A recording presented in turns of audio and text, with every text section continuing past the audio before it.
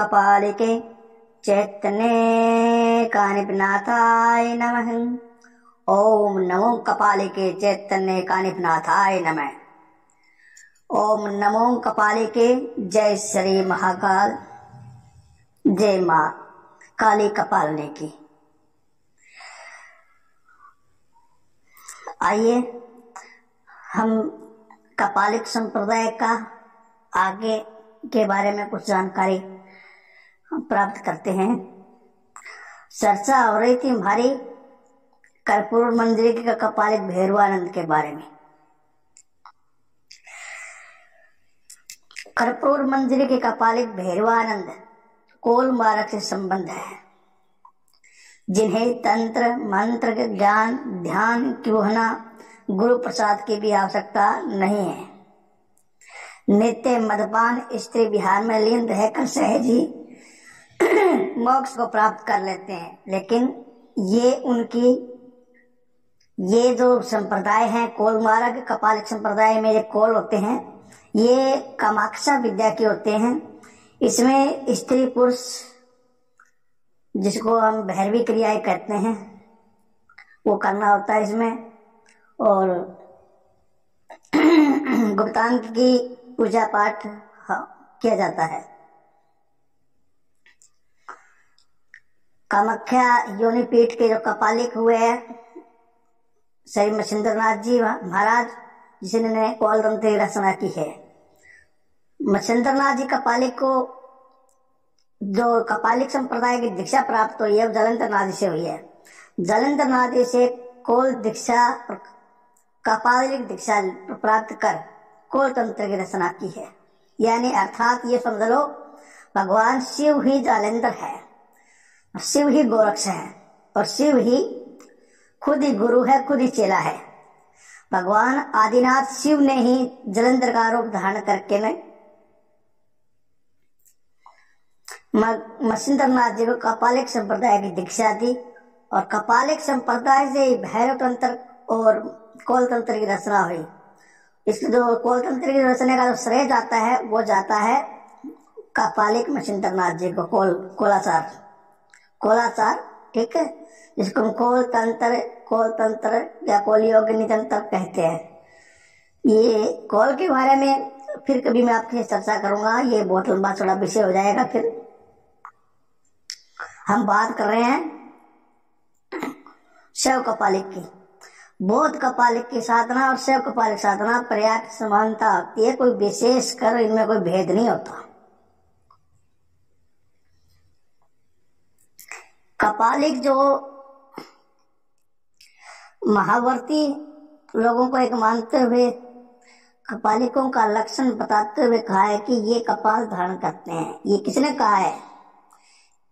Elliot ने, शंकर दिग्विजय ने, Elliot Shankar Digvijay ने ये बात कही है।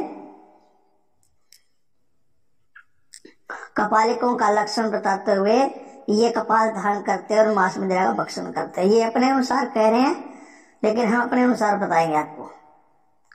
रामानुज और यामुनाचार्य दोनों ने कपालिकों से संबंधित जिन श्लोकों को उद्धृत किया उनसे यह स्पष्ट होता है कि 6 मुद्रिकाओं को तत्वज्ञ होते हैं, परम मुद्रा के साधन में विशारद होते हैं।